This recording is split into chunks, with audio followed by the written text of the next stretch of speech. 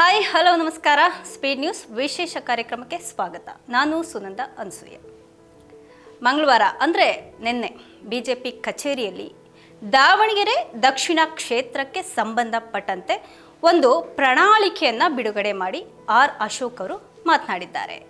ಹಾಗಾದರೆ ಆರ್ ಅಶೋಕ್ ಅವರು ಏನು ಮಾತಾಡಿದ್ದಾರೆ ಅಂತ ನೋಡೋದಾದರೆ, ಆರೋಗ್ಯ ಇರಬಹುದು, ಶಿಕ್ಷಣ ಇರಬಹುದು, ಕುಡಿಯೋ ನೀರು, ಹಾಗೆ ರಸ್ತೆ, ಈ ರೀತಿಯಾಗಿ ಒಂದು ಬೇಸಿಕ್ ಫೆಸಿಲಿಟಿ ಏನಿರುತ್ತವೆ ಅದನ್ನೆಲ್ಲ ಸಹ ಒದಗಿಸುವಂತಹ ಮೂಲಕ ದಾವಣಗೆರೆ ದಕ್ಷಿಣ ಕ್ಷೇತ್ರವನ್ನು ಒಂದು ಮಾದರಿ ಕ್ಷೇತ್ರವನ್ನು ಮಾಡುವಂತಹ ದೃಷ್ಟಿಯಿಂದ ಬಿಜೆಪಿ ಇದೀಗ ಒಂದು ಪ್ರಣಾಳಿಕೆಯನ್ನು ಬಿಡುಗಡೆ ಮಾಡಿದೆ. ಈ ರೀತಿಯಾಗಿ ವಿಧಾನಸಭಾ ವಿಪಕ್ಷ ನಾಯಕ ಆರ್ ಅಶೋಕ್ ಅವರು ಹೇಳಿದ್ದಾರೆ. ಇನ್ನು ಆರ್ ಅಶೋಕ್ ಅವರು ತಮ್ಮ ಮಾತನ್ನು ಮುಂದುವರಿಸಿ, ದಾವಣಗೆರೆಯ ಜನರು ಕಾಂಗ್ರೆಸ್ನ ಸರ್ವಾಧಿಕಾರವನ್ನು ಧಿಕ್ಕಾರ ಮಾಡಿ ಬಿಜೆಪಿಗೆ ಮತ ನೀಡೋ ಮೂಲಕ ಗೆಲ್ಲಿಸಬೇಕು ನೀವು. ಹಾಗೆ ಬಿಜೆಪಿ ಅಭ್ಯರ್ಥಿ ಏನಿದ್ದಾರೆ ಶ್ರೀನಿವಾಸ್ ದಾಸ ಕರಿಯಪ್ಪ ಅವರು ನಿಮ್ಮ ಮನೆ ಮಗನಾಗಿ ಕ್ಷೇತ್ರದ ಜನರ ಕೆಲಸವನ್ನು ಮಾಡಿಕೊಡ್ತಾರೆ.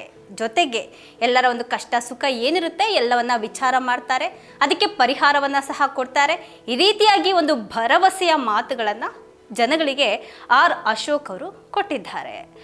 ಇನ್ನು ಆರ್ ಅಶೋಕ್ ಅವರು ಕೇಳಬೇಕಾ, ತಾವು ಆಡುವಂತಹ ಮಾತುಗಳಿಂದಾನೇ ಎಲ್ಲರನ್ನ ಕುಗ್ಗಿಸುವಂತಹ ಪ್ರಯತ್ನ ಮಾಡ್ತಾರೆ. ಅದರಲ್ಲೂ ಒಂದು ಅಪೋಸಿಟ್ ಒಂದು ಪಕ್ಷದವರು ಏನಿರ್ತಾರೆ ಅವ್ರಿಗೆಲ್ಲರೂ ಸಹ ಒಂದು ಕುಗ್ಗಿಸುವಂತಹ ಮನಸ್ಥಿತಿಗೆ ತಂದುಬಿಡ್ತಾರೆ ಆರ್ ಅಶೋಕ್ ಅವರು. ಸಿದ್ದರಾಮಯ್ಯ ಅವರು ಅವ್ರ ಬಗ್ಗೆ ಮಾತನಾಡಿದ್ದಾರೆ. ಸಿದ್ದರಾಮಯ್ಯ ಅಂದರೆ ಈಗ ಒಂದು ಸಾಲದ ರಾಮಯ್ಯ ಆಗ್ಬಿಟ್ಟಿದ್ದಾರೆ. 2023ರಲ್ಲಿ 81,000 ಕೋಟಿ, ಹಾಗೆ 2024ರಲ್ಲಿ 92.25 ಕೋಟಿ, 2025ರಲ್ಲಿ 1.16 ಲಕ್ಷ ಕೋಟಿ. ಈ ವರ್ಷ 1.32 ಲಕ್ಷ ಕೋಟಿ ಸಾಲವನ್ನು ಮಾಡಿದ್ದಾರೆ. 2013ರಲ್ಲಿ ರಾಜ್ಯದ ಪ್ರತಿಯೊಬ್ಬರ ಮೇಲೆ 19,000 ರೂಪಾಯಿ ಸಾಲ ಇತ್ತು. ಈಗ ಎಷ್ಟು ಸಾವಿರ ಒಂದು ಸಾಲ ಇದೆ ಗೊತ್ತಾ? 1,12,400 ರೂಪಾಯಿ ಸಾಲ ಇದೆ. ಸಮಾಜವಾದಿ ಸಿದ್ದರಾಮಯ್ಯ ಈಗ ಮಜಾರಾಮಯ್ಯ ಆಗಿದ್ದಾರೆ. ರಾಜ್ಯದ ಆರ್ಥಿಕ ಶಿಸ್ತು ಏನಿದೆ ಅದು ಈಗ 3% ಮೀರಿದೆ.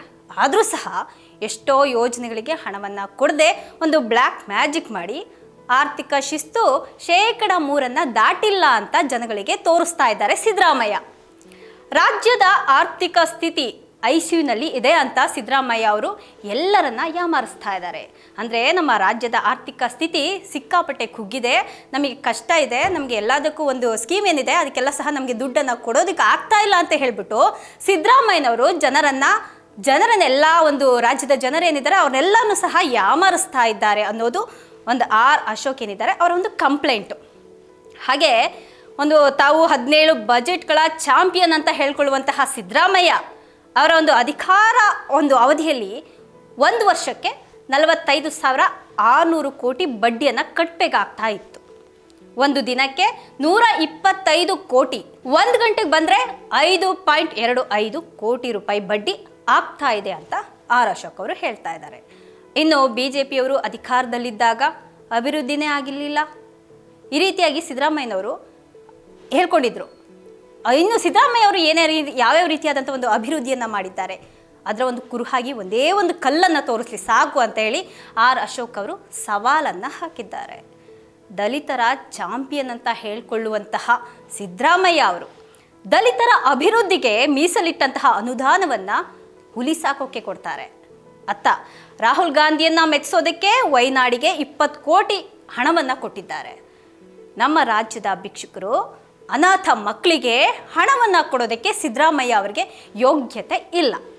ಇಷ್ಟೆಲ್ಲ ದುರಾಡಳಿತದ ಒಂದು ಸಿದ್ದರಾಮಯ್ಯ ಏನಿದ್ದಾರೆ ಇದೀಗ ದಾವಣಗೆರೆ ದಕ್ಷಿಣ ಹಾಗೆ ಬಾಗಲಕೋಟೆಯಲ್ಲಿ ಯಾವ ಮುಖ ಇಟ್ಕೊಂಡು ಮತವನ್ನು ಕೇಳ್ತಾರೆ ಅಂತ ಆರ್ ಅಶೋಕ್ ಅವರು ಖಾರವಾಗಿ ಸಿದ್ದರಾಮಯ್ಯ ವಿರುದ್ಧ ಗರಂ ಆಗಿದ್ದಾರೆ. ಇದಾಗಿತ್ತು ಇವತ್ತಿನ ವಿಶೇಷ. ನಿರಂತರ ಸುದ್ದಿಗಾಗಿ ನೋಡ್ತಾ ಇರಿ ಸ್ಪೀಡ್ ನ್ಯೂಸ್ ಕನ್ನಡ. ಸುದ್ದಿ ನಿಮ್ಮದು, ವೇಗ ನಮ್ಮದು.